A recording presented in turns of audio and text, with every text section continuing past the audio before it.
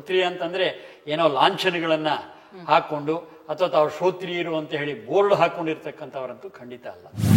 ಅತಿಥಿಗಳು ಬರ್ತಾರಪ್ಪ ಅಂದ್ರೆ ಅನಿರೀಕ್ಷಿತವಾಗಿ ಜ್ಞಾನಿಗಳು ನಮ್ಮ ಮನೆಗೆ ಬರ್ತಾರೆ, ಬಹಳ ಸಂತೋಷ. ಆಯ್ತು, ಎಲ್ಲ ಸತ್ಕಾರ ಎಲ್ಲ ನಡೀತು, ಹೊಟ್ಟೆ ತುಂಬಿದು ಇನ್ನು ಬರ್ತೇನೆ ಅಂತ ಅವರು ಹೋಗೋ ಹಾಗಿಲ್ಲ. 3 ವಸ್ತುಗಳನ್ನ ವ್ಯಾಪಾರಕ್ಕೆ ಇಡ್ತಾ ಇರಲಿಲ್ಲ. ಬಹಳ ಮುಖ್ಯವಾದ 3 ವಸ್ತು. ನಾವು ಮಾಡ್ತಕ್ಕಂಥ ಒಂದು ಅತಿ ಸಣ್ಣ ಕೆಲಸ ಅಂತಕ್ಕಂಥದ್ದು ಎಷ್ಟು ದೊಡ್ಡ ಪ್ರಮಾಣದಲ್ಲಿ ಪ್ರಕೃತಿಯಲ್ಲಿ ಒಂದು ಸಮತೋಲನ ಕಾಪಾಡೋದಕ್ಕೆ ಸಹಾಯ ಮಾಡುತ್ತೆ ಅಂತ ಈ ಬಲಿ ವೈಶ್ವದೇವ ಯಜ್ಞ ಅನ್ನೋದು ಒಂದು ಉದಾಹರಣೆ.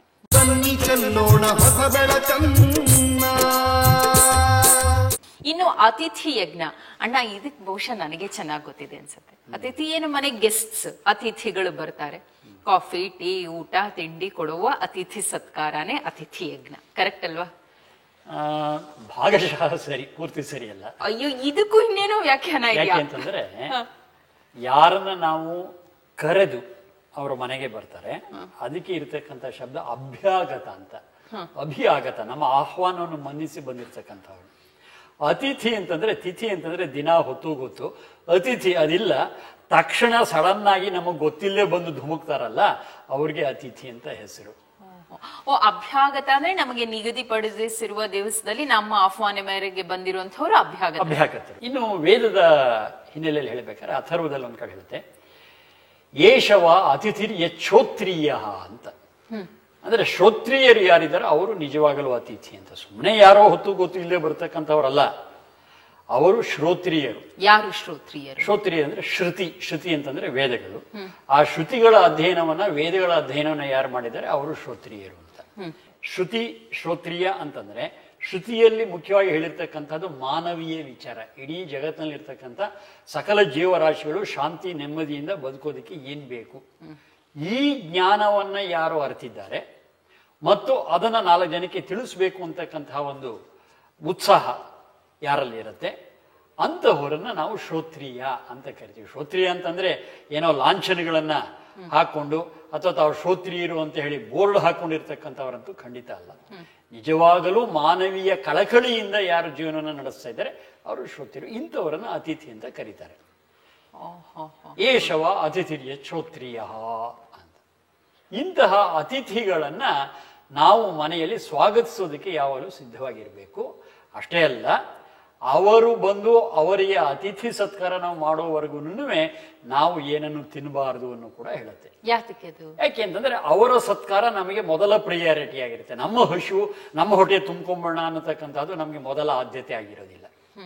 ಇಂಥ ಶ್ರೋತ್ರಿಯರು ಬರಲಿ, ಅವರಿಗೆ ಬೇಕಂತ ಸತ್ಕಾರವನ್ನು ಮಾಡಿ ನಂತರದಲ್ಲಿ ನಾವು ನಮ್ಮ ಯೋಗಕ್ಷೇಮವನ್ನು ನೋಡ್ಕೊಳ್ಳೋಣ ಅನ್ನುವಂಥ ವಿಚಾರ ಇದೆ. ಯಾಕೆ ಅಲ್ಲಿ ಒಂದು ಸಣ್ಣ ಸೂಕ್ಷ್ಮ ಇದೆ. ಅತಿಥಿಗಳು ಬರ್ತಾರಪ್ಪ ಅಂದ್ರೆ ಅನಿರೀಕ್ಷಿತವಾಗಿ ಜ್ಞಾನಿಗಳು ನಮ್ಮ ಮನೆಗೆ ಬರ್ತಾರೆ, ಬಹಳ ಸಂತೋಷ. ಅವರ ಮುಖ್ಯವಾದಂತ ಉದ್ದೇಶ ಜ್ಞಾನ ಪ್ರಸಾರವೇ ಆಗಿರುತ್ತೆ. ಜ್ಞಾನ ಪ್ರಸಾರ ಮಾಡ್ತಾ ಹೋಗ್ತಾರೆ. ಇಲ್ಲೊಂದ್ ಕಡೆ ಹಸಿವಾಗಿರುತ್ತೆ. ಯಾರೊಬ್ಬರ ಮನೆಯ ಬಾಗಿಲು ತಟ್ಟಿದ್ದೇನೆ, ಅಯ್ಯ ನಾನು ಬಂದಿದ್ದೀನಿ, ಏನಾದರೂ ಹಸಿವಿಗೆ ಕೊಡಿ ಅಂತ ಹೇಳಿ. ಆಯ್ತು ಬನ್ನಿ ಕೊಡ್ತೀವಿ, ಸತ್ಕಾರ ನಡೆಯುತ್ತೆ. ಆಯ್ತು, ಎಲ್ಲ ಸತ್ಕಾರ ಎಲ್ಲ ನಡೀತು, ಹೊಟ್ಟೆ ತುಂಬಿದು ಇನ್ನು ಬರ್ತೇನೆ ಅಂತ ಅವರು ಹೋಗೋ ಹಾಗಿಲ್ಲ. ಮತ್ತೆ ಯಾಕೆಂದ್ರೆ ಅವರಿಗೆ ಒಬ್ಬರ ಮನೆಗೆ ಹೋಗಿ ಆತಿಥ್ಯವನ್ನು ಸ್ವೀಕರಿಸಿದವರಿಗೆ ಒಂದು ಕರ್ತವ್ಯ ಇಟ್ಟಿದ್ದಾರೆ. ಏನು ಕರ್ತವ್ಯ ಅಂತಂದ್ರೆ, ಆ ಮನೆಯವರನ್ನೆಲ್ಲ ಕೂಡಿಸ್ಕೊಂಡು ಅವರಿಗೆ ನಿಮ್ಮ ಜ್ಞಾನ ಮತ್ತು ಅನುಭವವನ್ನು ಹಂಚಿಕೊಟ್ಟು ಆಮೇಲೆ ಹೋಗಿ ಅಂತ. ಅಂದ್ರೆ ಇಲ್ಲಿ ಅತಿಥಿ ಸತ್ಕಾರ ಇವರು ಪಡೆದಿದ್ದಕ್ಕೆ ಪ್ರತಿಯಾಗಿ ಅವರು ಜ್ಞಾನ ಅನುಭವವನ್ನು ಹಂಚಿಕೊಡ್ಬೇಕು ಅಂತ ಅತಿಥಿಗಳಿಗೆ ಇರತಕ್ಕಂತ ಒಂದು ಕರ್ತವ್ಯ. ಪಡೆದಂತಹ ಆತಿಥ್ಯಕ್ಕೆ ಪ್ರತಿಯಾಗಿ ಜ್ಞಾನದ ಪ್ರಸರಣದ ಕೊಡುಗೆ. ಅಪ್ಪ, ಹಾಗಾಗಿ ಏನಾಗುತ್ತೆ, ನಮ್ಮ ಮನೆಗೆ ಒಬ್ರು ಅತಿಥಿಗಳು ಬರ್ತಾರೆ ಅಂತಂದ್ರೆ ನಮಗೊಂದು ಸಂತೋಷದ ವಿಚಾರ, ಇವತ್ತೊಂದಷ್ಟು ಜ್ಞಾನ ಅನುಭವ ನಮಗೆ ಸಿಕ್ತಪ್ಪ ಅಂತ ಹೇಳಿ. ಹಾಗೆ ನಾವು ಜ್ಞಾನಾನುಭವದ ನಿರೀಕ್ಷೆಯಲ್ಲಿ ಇರ್ತೇವೆ. ಅತಿಥಿಗಳಿಗೆ ಅವರ ತಾತ್ಕಾಲಕ್ಕೆ ಏನೋ ಒಂದು ಆಹಾರವೋ ಅಥವಾ ಒಂದು ವಸ್ತ್ರವೋ ಅಥವಾ ಒಂದು ವಿಶ್ರಾಂತಿಯೋ ಅಥವಾ ಮುಂದಿನ ಪ್ರಯಾಣಕ್ಕೆ ಬೇಕಾದ ವ್ಯವಸ್ಥೆಯನ್ನು ನಾವು ಮಾಡಿಕೊಡ್ತೇವೆ. ಅದಕ್ಕಿಂತ ಹೆಚ್ಚಾಗಿ ನಮಗೆ ಸಿಕ್ಕುವುದೇನು, ಜ್ಞಾನ ಮತ್ತು ಅನುಭವ. ಈ ಜ್ಞಾನ ಮತ್ತು ಅನುಭವನಂದ್ರೆ ಬ್ರಹ್ಮಯಜ್ಞ ಅಂತ ಹೇಳಿದ್ದು. ಈ ಅತಿಥಿ ಯಜ್ಞ ಮಾಡೋದರ ಜೊತೆಯಲ್ಲಿ ಕೂಡ ಬ್ರಹ್ಮಯಜ್ಞ ಒಳಗಡೆ ತಳಕ್ ಹಾಕೊಂಡಿರುತ್ತೆ. ಅಲ್ಲ ಅಣ್ಣ, ಒಂದು ಏನನ್ಸುತ್ತೆ, ಎಷ್ಟು ಉದಾತ್ತವಾಗಿದೆ ಇದು. ಯೋಚನೆನೇ ಎಷ್ಟು ಉದಾತ್ತವಾಗಿದೆ. ಬಂದವರಿಗೆ ಕೊಡುವಂಥದ್ದು, ಮತ್ತೆ ಪಡ್ಕೊಳಕ್ಕೆ ನಾವು ಊಟ ಹಾಕ್ಬಿಡ್ತೀವಿ, ಇನ್ ರಿಟರ್ನ್ ನಮ್ಗೇನೋ ಸಿಗಬೇಕು ಅಂದ್ರೆ ಏನೋ ಲೌಕಿಕವಾಗಿ ಸಿಗೋದಲ್ಲ, ಜ್ಞಾನ ಸಿಗೋದನ್ನ ಪಡ್ಕೋಬೇಕು. ಯಾಕೆಂದ್ರೆ ಅವ್ರು ಏನಾಗಿರ್ತಾರೆ, ಈ ಜ್ಞಾನವನ್ನ ಹಂಚುತ್ತಾ ತಿರುಗ್ತಾ ಇರ್ತಾರೆ. ಹಾಗೆ ಲೋಕಾನುಭವ ಅವ್ರಿಗೆ ಚೆನ್ನಾಗಿರುತ್ತೆ. ಹೌದು, ಅಷ್ಟು ನಾವು ತಿರುಗೋದಿಲ್ಲ ನಾವು. ಹಾಗಾಗಿ ತಿರುಗಿದವರ ಲೋಕಾನುಭವ ಏನಿದೆ ಅದು ನಮ್ಗೆ ಮನೆ ಬಾಗಿಲಿಗೆ ಸುಲಭವಾಗಿ ಸಿಗ್ದಂಗೆ ಆಯ್ತು. ಏನೋ ಒಂದು ಒಪ್ಪತ್ತಿನ ಊಟ ಕೊಟ್ಟಿರ್ತೀವಿ ಅಷ್ಟೇನೆ, ಸಿಕ್ಕಿದ್ದಿಷ್ಟು. ಈ ತರಹದ ಒಂದು ವ್ಯವಸ್ಥೆ ಏನಿದೆ ಇದು ಅತಿಥಿ ಯಜ್ಞ ಅಂತ ಹೇಳಿ ಕರೆಸ್ಕೊಳ್ಳುತ್ತೆ. ಈ ಅತಿಥಿ ಯಜ್ಞದಲ್ಲಿ ಬಹಳ ಮುಖ್ಯವಾಗಿರತಕ್ಕಂಥದ್ದು ಜ್ಞಾನ ಪ್ರಸಾರ. ಇವತ್ತು ಇಂಥ ಸಂದರ್ಭವೇ ಇಲ್ವಲ್ಲ, ಈ ಪ್ರಶ್ನೆನೇ ಬರಲ್ಲ. ಹಶ್ವಾದ್ರೆ ಬೀದಿಗೆ ಹತ್ತು ಹೋಟ್ಲಿದೆ, ಏನ್ ಮಾಡ್ತಾರೆ? ಹೇಗಾಗತ್ತೆ ಜ್ಞಾನ ಪ್ರಸರಣ? ಇದು ವೇದ ಸಂಸ್ಕೃತಿ ಅಥವಾ ಮಾನವ ಸಂಸ್ಕೃತಿ ಅಥವಾ ಭಾರತೀಯ ಸಂಸ್ಕೃತಿ ಅಂತ ಹೇಳ, ಅದು ಅವನತಿ ಹೊಂದುತ್ತಾ ಇರತಕ್ಕಂಥ ಸನ್ನಿವೇಶದಲ್ಲಿ ಈ ಮಾತು ಬರುತ್ತೆ. ಅಂದ್ರೆ ಮೂಲದಲ್ಲಿ ನಾವು ವೇದ ಸಂಸ್ಕೃತಿ ಅಥವಾ ಮಾನವೀಯ ಸಂಸ್ಕೃತಿ ವಿಚಾರ ಮಾತಾಡುವಾಗ 3 ವಸ್ತುಗಳನ್ನ ವ್ಯಾಪಾರಕ್ಕೆ ಇಡ್ತಾ ಇರಲಿಲ್ಲ. ಬಹಳ ಮುಖ್ಯವಾದ ವಿಚಾರ. 3 ವಸ್ತು ಯಾವುವು? ಮೊದಲನೇದು ಏನು ಅಂತಂದ್ರೆ ಅನ್ನ ವಿಕ್ರಯ ಅಂತ ನಾವೇನು ಹೇಳ್ತೀವಿ ಅದಿಲ್ಲ. ಅನ್ನವನ್ನ ನಾವು ಉಚಿತವಾಗಿ ಹಂಚಬೇಕು ಅನ್ನೋದೇ ನಿಯಮ ಹೊರತು ಅನ್ನ ಕೊಟ್ಟು ಅದರಿಂದ ಏನೋ ಸಂಪಾದನೆ ಮಾಡ್ತೀವಿ ಅನ್ನುವಂಥ ವಿಚಾರ ಇಲ್ಲ. ಅನ್ನ ಅಂದ್ರೆ ಒಟ್ಟಾರೆ ಆಹಾರ. ಒಂದು. ಎರಡನೇದು ವಿದ್ಯೆ. ವಿದ್ಯೆ ಅಂತಕ್ಕಂಥದ್ದು ಕೂಡ ದಾನಕ್ಕೆ ಇರತಕ್ಕಂಥದ್ದೇನೇನೆ, ಪ್ರಸಾರಕ್ಕೆ ಇರತಕ್ಕಂಥದ್ದೇನೇನೆ ಹೊರತು ವಿದ್ಯೆಯನ್ನ ಕೊಟ್ಟು ಅದಕ್ಕೆ ಪ್ರತಿಯಾಗಿ ಏನೋ ಸಂಪಾದನೆ ಮಾಡ್ತೀವಿ ಅಂತಕ್ಕಂಥ ವಿಚಾರ ಇಲ್ಲ. 2. ಮೂರನೇದು ಔಷಧಿ, ಆರೋಗ್ಯ. ಔಷಧಿ, ವಿಶೇಷವಾಗಿ ಔಷಧಿ ಮತ್ತು ಆರೋಗ್ಯಕ್ಕೆ ಸಂಬಂಧಪಟ್ಟ ಮಾರ್ಗದರ್ಶನ ಜ್ಞಾನ, ಇದು ಕೂಡ ಉಚಿತವಾಗಿ ಕೊಡ್ತಕ್ಕಂಥದ್ದೇ ಹೊರತು ಅದರಿಂದ ನಾವೇನು ಜೀವನ ಮಾಡ್ತೀವಿ ಅಂತಕ್ಕಂಥ ವಿಚಾರ ಇಲ್ಲ. ಯಾಕೆಂತಂದ್ರೆ ಇದನ್ನ ನಾವು ಜೀವನೋಪಾಯಕ್ಕೆ ಒಂದು ಮಾರ್ಗ ಅಂತ ಮಾಡ್ಕೊಂಡ್ರೆ ನಮ್ಮ ಬುದ್ಧಿ ಹೇಗೆ ವ್ಯತ್ಯಾಸ ಆಗುತ್ತೆ ಅಂತ. ಉದಾಹರಣೆಗೆ ಔಷಧಿ ಆರೋಗ್ಯಕ್ಕೆ ಸಂಬಂಧಪಟ್ಟಿದ್ದ ವಿಚಾರ ಅಂತ ಇಟ್ಕೊಂಡ, ಇದರಿಂದ ನನ್ನ ಜೀವನೋಪಾಯ ನಡೀಬೇಕು ಅಂತ ಅನ್ನುವಾಗ ಯಾಕೆ ಇವರನ್ನ ಕಾಯಿಲೆ ಬಿದ್ದಿಲ್ಲ ಅಂತ ಯೋಚನೆ ಮಾಡ್ತೀನಿ. ಯಾಕೆಂದ್ರೆ ಅವ್ರ ಕಾಯಿಲೆ ಬಿದ್ದರೆ ನನ್ನ ಜೀವನ ನಡೆಯುತ್ತೆ. ಎಲ್ಲರೂ ಆರೋಗ್ಯವಾಗಿರ್ಲಿ ಅಂತಕ್ಕಂತಹ ಚಿಂತನೆ ಬರೋದಕ್ಕೆ ಸಾಧ್ಯ ಇಲ್ಲ. ಯಾಕೆಂದ್ರೆ ನನ್ನ ಜೀವನ ಇರೋದೇ ಇನ್ನೊಬ್ಬರ ರೋಗದಲ್ಲಿ. ಆದ್ರೆ ಎಲ್ಲರೂ ಆರೋಗ್ಯವಾಗಿರ್ಲಿ ಅನ್ನೋದು ಆರೋಗ್ಯಕರವಾದ ಚಿಂತನೆ. ಈ ಹಿನ್ನೆಲೆಯಲ್ಲಿ ಏನ್ ಮಾಡಿದ್ದಾರೆ, ಅನ್ನ, ವಿದ್ಯೆ ಮತ್ತು ಔಷಧಿ ಮತ್ತು ಆರೋಗ್ಯ ಮಾರ್ಗದರ್ಶನ ಇದನ್ನ ಉಚಿತವಾಗಿ ಕೊಡಬೇಕು ಅಂತಕ್ಕಂಥದ್ದೇನೆ ವೈದಿಕ ಸಂಸ್ಕೃತಿ, ಮಾನವೀಯ ಸಂಸ್ಕೃತಿ. ಅಂದ್ರೆ ದುರದೃಷ್ಟವಶಾತ್ ಇವತ್ತು ಈ 3 ನಾವು ಮಾರಾಟದ ಕೇಂದ್ರ ವಸ್ತುಗಳಾಗಿ ಇಟ್ಟುಬಿಟ್ಟಿವಿ. ಅತ್ಯಂತ ಲಾಭದಾಯಕವಾಗಿರ್ತಕ್ಕಂಥ ಉದ್ಯಮಿಗಳಾಗ್ಬಿಟ್ಟಿವೆ ಇವು.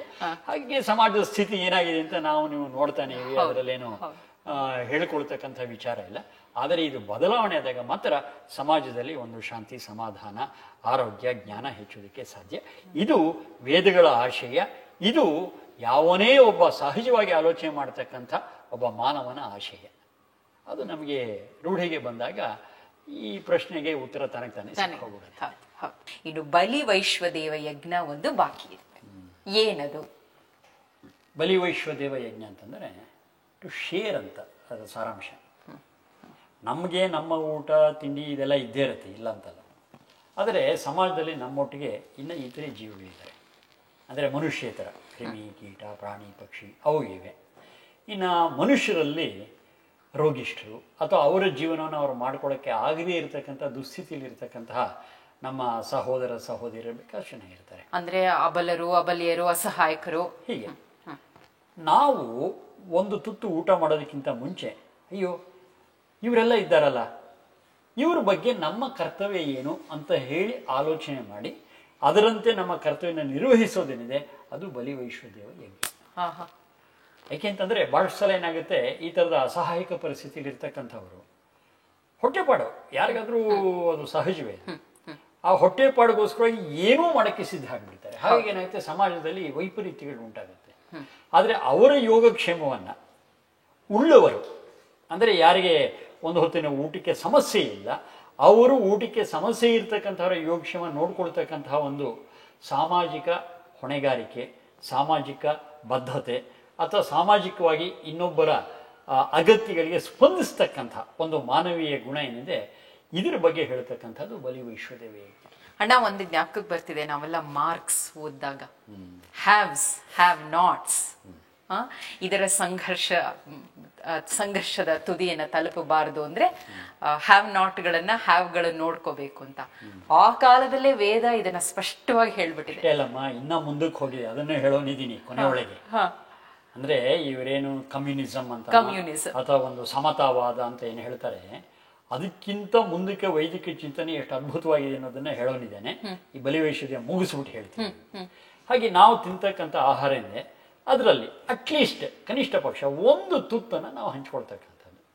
ಊಟಕ್ಕೆ ಮುಂಚೆ ಒಂದು ತುತ್ತಪ್ಪ ತೊಗೊಂಡೋಗಿ ಹೊರಗಡೆ ನಮ್ಮನೆ ಕಾಂಪೌಂಡ್ ಮೇಲೋ ಅಥವಾ ಒಂದು ಗಿಡದ ಕೆಳಗೋ ನಾವು ಒಂದು ತುತ್ತನ್ನ ಇಟ್ಟರೆ ಎಷ್ಟೋ ಪ್ರಾಣಿ ಪಕ್ಷಿ ಕ್ರಿಮಿ ಕೀಟಕ್ಕೆ ಆಹಾರ ಆಗುತ್ತೆ. ಅಣ್ಣ, ಒಂದ್ ನಿಮಿಷ, ಒಂದು ಅದ್ಭುತವಾದ ಅಂಶಕ್ಕೆ ನನಗೆ ಉತ್ತರ ಸಿಕ್ತು ಇವತ್ತು. ಈಗ ನಮ್ಮಲ್ಲೆಲ್ಲ ಪೂಜೆ ಮಾಡುವಾಗ ನೈವೇದ್ಯ ಮಾಡಿದ್ಮೇಲೆ ಬಲಿಹರಣ ಅಂತ ಮಾಡ್ತಾರೆ. ಅದೇ ಬಲಿವೈಶ್ವದೇವ ಯಜ್ಞ. ಏನು ಅಂತ ನನ್ಗೆ ಈ ಕ್ಷಣದವರೆಗೆ ಗೊತ್ತಿರ್ಲಿಲ್ಲ. ಇದು ಯಾಕೆ ಹೀಗೆ ತಗೊಂಡು ಹೋಗಿ ಒಂದಷ್ಟು ಆಚೆ ಇಡು, ಬಲಿಹರಣ ಮಾಡು? ಅದು ಎಷ್ಟರ ಮಟ್ಟಿಗೆ ಅನುಕೂಲ ಮಾಡತ್ತೆ ಅಂತಂದ್ರೆ, ಇವತ್ತು ಉದಾಹರಣೆಗೆ ಗುಬ್ಬಚ್ಚಿಗಳೇ ಇಲ್ಲ, ನಮಗೆ ಗೊತ್ತಿರೋಂಥ ವಿಚಾರ. ಹೌದು. ಆದರೆ ದಿನನಿತ್ಯ ನಮ್ಮ ಮನೆಯಿಂದ ಆಚೆ ಒಂದು ಹಿಡಿ ಅಕ್ಕಿ ಕಾಳು ಹಾಕುವಂಥ ಅಭ್ಯಾಸ ಮಾಡ್ತಾ ಬನ್ನಿ. ಕೆಲವಾರು ದಿವಸ ಆಮೇಲೆ ಗುಬ್ಬಚ್ಚಿ ಬರುತ್ತೆ, ನಮ್ಮ ಹತ್ರ ಬರುತ್ತೆ ಇವತ್ತು ಕೂಡ. We are able to see those sparrows. ನಾವ್ ಇನ್ನೇನು ದೊಡ್ಡ ಕೆಲಸ ಏನ್ ಮಾಡಿಲ್ಲ, ಏನೋ ಒಂದು ಹಿಡಿ ಅಕ್ಕಿ ಕಾಳು ಕಾಂಪೌಂಡ್ ಮೇಲೆ ಹಾಕಿರ್ತೀವಪ್ಪ ಅಷ್ಟೇ.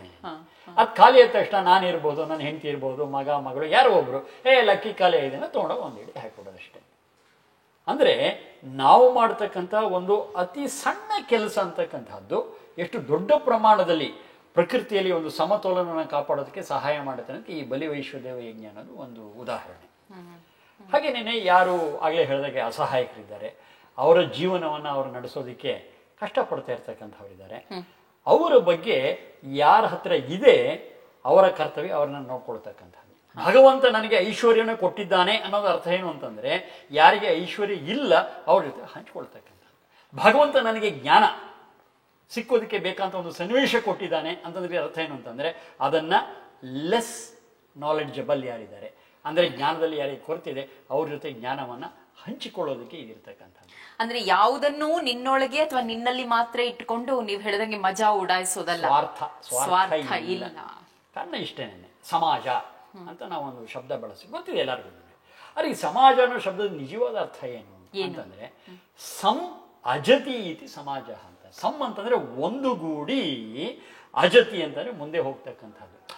ಯಾರೆಲ್ಲನೋ ಹೋಗ್ಲಿ ನಾನು ನೋಡ್ಕೊಂಡು ಹೊರಡೋಗ್ತೀನಿ ಅನ್ನುವಂಥ ಭಾವನೆ ಇದ್ದರೆ ಅದು ಸಮಾಜ ಆಗೋದಿಲ್ಲ, ಸಾಧ್ಯ ಇಲ್ಲ.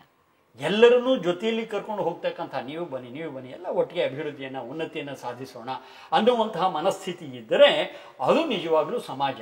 ಅದಿಲ್ವೋ ಅದು ಸಮಾಜ ಅಲ್ಲ, ದುರಾಜ. ಇವತ್ತು ದುರಾಜವನ್ನ ಸಮಾಜ ಅಂತ ಕರೆಯುವಂಥ ಒಂದು ಪರಿಸ್ಥಿತಿ ನಮಗೆ ಬಂದಿದೆ. ಇದು ಎಷ್ಟು ಬೇಗ ಸಮಾಜ ಆದರೆ ಅಷ್ಟು ನಮಗೂ ಜಗತ್ತಿಗೂ ಕ್ಷೇಮ. ಇದು ಈ ಬಲಿವೈಶ್ವದೇವ ಯಜ್ಞದ ಬಹಳ ಮುಖ್ಯವಾಗಿರ್ತಕ್ಕಂಥ ಭಾಗ.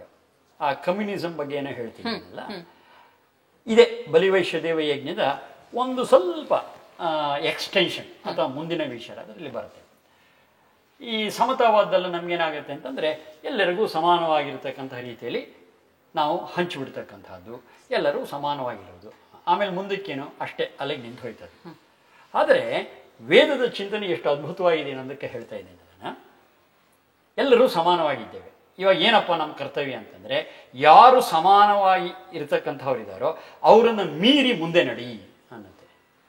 ಆಪ್ನುಹಿ ಶ್ರೇಯಾಂಸಂ ಅತಿ ಸಮಂಕ್ರಾಮ ಅಂದ್ರೆ ನಮಗೆ ಯಾರು ಸಮನಾಗಿದ್ದಾರೆ ಅವರನ್ನ ಮೀರಿ ನೀನು ಮುಂದಕ್ಕೆ ನಡೆ. ಮತ್ತೆ ಅಲ್ಲೊಂದು ಅಸಮತೋಲನ ಆಯ್ತು. ಅಲ್ಲಿ ಏನ್ ಮಾಡಬೇಕು ಅದಕ್ಕೆ ಇನ್ನೊಂದು ಮಂತ್ರ ಹೇಳುತ್ತೆ. ಉತ ದೇವ ಅವಹಿತಂ ದೇವ ದೇವ ಉನ್ನಯಥಾ ಪುನಃ ಉತಾಗಶ್ಚಕೃಷಂ ದೇವ ದೇವ ಜೀವಯಥಾ ಪುನಃ ಅಂತಂದ್ರೆ ಯಾರು ಹಿಂದೆ ಬಿದ್ದಿದ್ದಾರೆ, ಯಾರು ಮುಂದೆ ಬರೋದಕ್ಕೆ ಆಗ್ತಾ ಇಲ್ಲ, ಅವರನ್ನ ಎತ್ತಿ ಜೊತೆ ಕರ್ಕೊಂಡು ಹೋಗು, ಅವರು ಮುಂದೆ ಬರೋದಕ್ಕೆ ಸಹಾಯ ಮಾಡು.